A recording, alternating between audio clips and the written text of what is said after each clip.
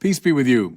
Friends, our first reading is one of my favorites in the Old Testament. It's a kind of hidden gem, and I've been drawing inspiration from it for years, sharing it in talks and retreats and so on.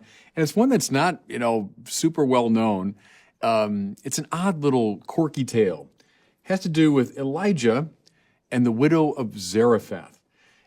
Typical of biblical narratives, it's very laconic, it's very understated. You never get in the Bible, hundreds of pages of character development and psychological exploration. You tend to get things suggested in very deft strokes, and this is a very good example of this. But let me give you a bit of background to understand the story for today. So Elijah, the great prophet, in some ways the greatest of Israel's prophets, has gone to King Ahab. He's challenged him because of Ahab's idolatry. When the king refuses to listen, Elijah pronounces that a great drought will descend upon the land. Now, I'm from California. I know about droughts and how devastating they can be. What I want you to see, first of all, is this sort of thing is never arbitrary in the Bible, as though God is just in a bad mood and he's been offended, so he's going to send this arbitrary punishment. No, here's the formula, and we have to unpack the symbols. Connection to God leads to life.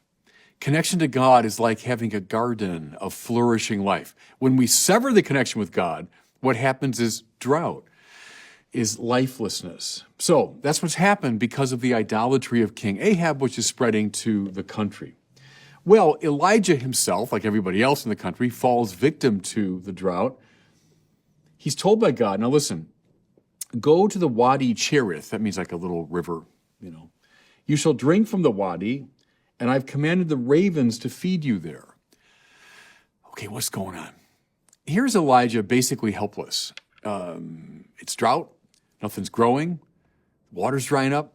He's going to starve. He's going to die. But he trusts in the Lord. Not in his own resources, but he trusts in the Lord. And the Lord promises that he will care for him. And so indeed he drinks, and the ravens do indeed come and feed him. Here's a great spiritual lesson, everybody. There are times in life, maybe someone listening to me right now is going through one of these, when you feel pretty much dried up. The sources of life, they're no longer there. You're worried. How are you going to survive? Maybe not in the physical sense, but in the psychological and spiritual sense. How is God feeding you? Or better, whom or what is God sending to feed you? It's an odd thing. Go to this little river. Is that the optimal, way to slake your thirst? Probably not. And ravens are going to bring you food. Is that what you would have chosen? Probably not. But God responds, sometimes in mysterious, unexpected ways, when we're in dire need.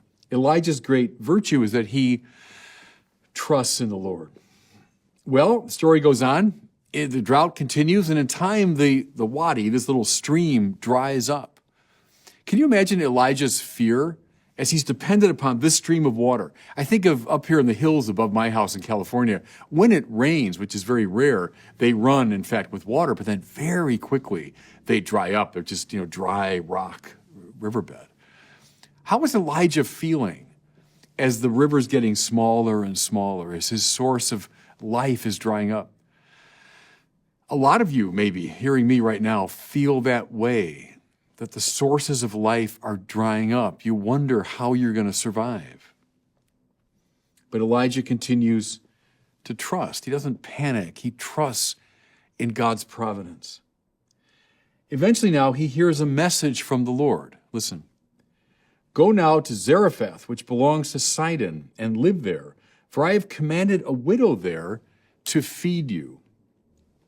Now, this is a very strange command. The words mean probably little to us, but for someone in this time, it meant, first of all, he was being summoned out of Israelite territory. Now, I put to you, I've traveled the world a little bit. Leaving one's country is always a little bit dicey. It's a little bit frightening. When I went to study in Paris years ago, and you realize I'm leaving my own country behind. I'm in this foreign land. My own language is not being spoken. I'm not sure how things are working. It's always challenging to leave your, as we'd say today, comfort zone. But Elijah is called out of Israel into a foreign land. And more to it, he's being called to a foreign city and to visit a widow. Now, in the society of his time, there was practically nobody at a lower social level than a widow. First of all, women were looked upon as very much second-class citizens, and then a widow was someone without financial and emotional support. She was kind of on her own, at the bottom rung of the social ladder. So here's Elijah. Lord, I'm worried. I'm running out of food and water. Lifelessness is threatening me. Okay, says the Lord, I got a solution. Leave the country, go to a foreign land you know nothing about, and while you're there, visit with a widow, and she's going to feed you. What, are you joking?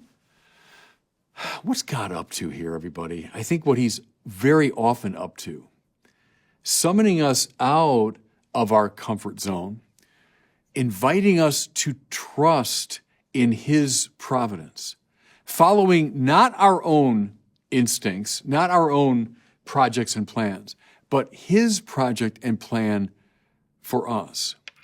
When you're in these lifeless times, be attentive to the people God is sending to you. Be attentive to the people to whom God has sent you. It's not your life and your projects, but God's project for you. Think too, everybody, how often in the Bible, the great heroes of salvation history are called out of their comfort zone.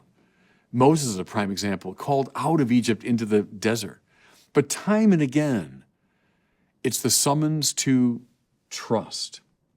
So Elijah makes his way to Zarephath and the widow. So everything I've said to this point is an introduction to our reading for today.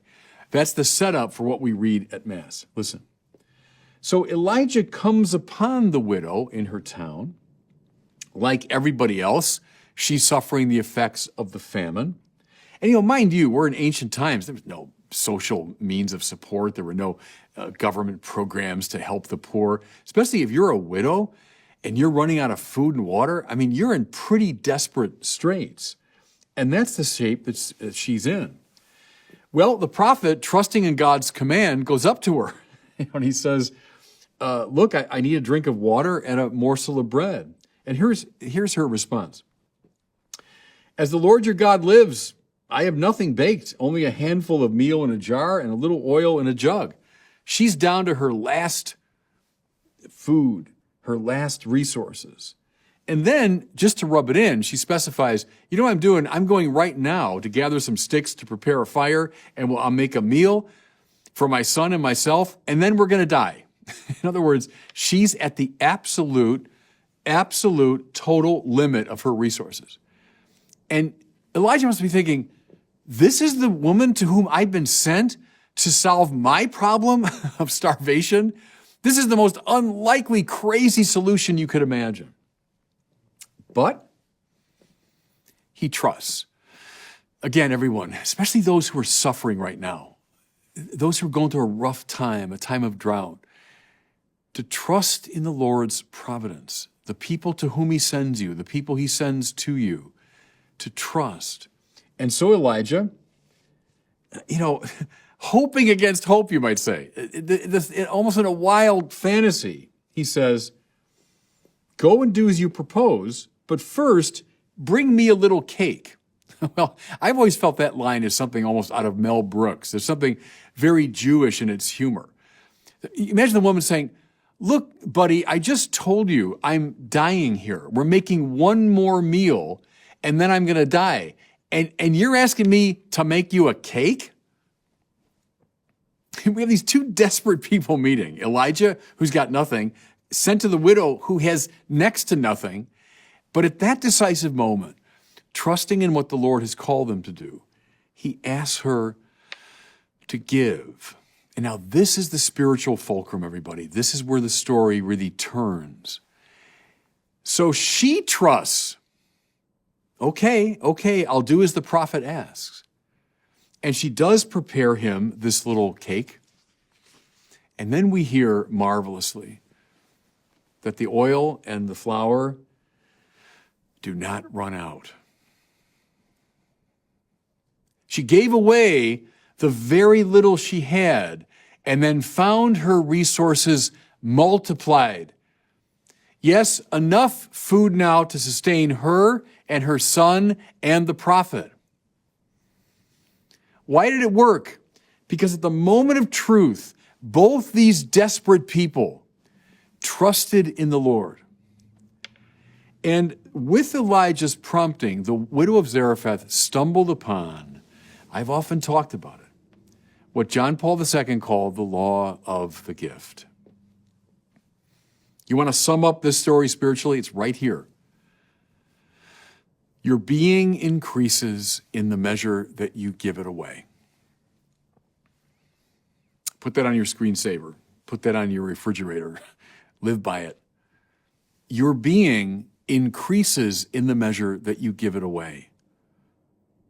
Every instinct in us says, no, take things to yourself. Hang on to them. Hoard them. Keep them. Make sure you've got enough. People want some, keep them at bay. That's your possession. But that runs counter to the basic logic of the universe, because the creator of the universe is love. We say God is love. Love isn't something God does from time to time. It's not one of God's attributes. It's what God is, right through. Love, therefore, is the secret. Love is the great mystery, the hidden truth of all things. And the way it works is the more you give of your life, that's what love means, to will the good of the other, the more of the divine grace increases in you. This little story, everybody, it's a secret of all the saints. Saints are all different, personality, background, everything, but they're all the same in this basic regard. They've all understood the law of the gift. And that's why they become sources of life. You see how this story is so fascinating? Both of these people are in desperate straits. The sources of life have dried up. How do you open up those sources? Is you give even the little that you have, and you'll find it increasing in you 30, 60, and 100-fold, as Jesus put it. So, spiritual lessons. When you find yourself, maybe some of you right now, in a time of drought and famine, when the sources of life seem to have dried up, trust in the Lord. Trust in his providence. Don't give up. Listen, by means of the things that happen to you, the people you meet, listen to what he's telling you. Be attentive, especially to the people he sends your way, the people to whom he sends you by the circumstances of your life. And then, when you're in your greatest distress, give in love even the little that you have. And you're going to find that the resources don't dry up. In fact, they multiply. Again, maybe especially those who are going through a dry time. I want you to hold in your mind's eye now these two figures, Elijah and the widow, and how together they discover the law of the gift. And God bless you. Thanks so much for watching. If you enjoyed this video, I invite you to share it and to subscribe to my YouTube channel.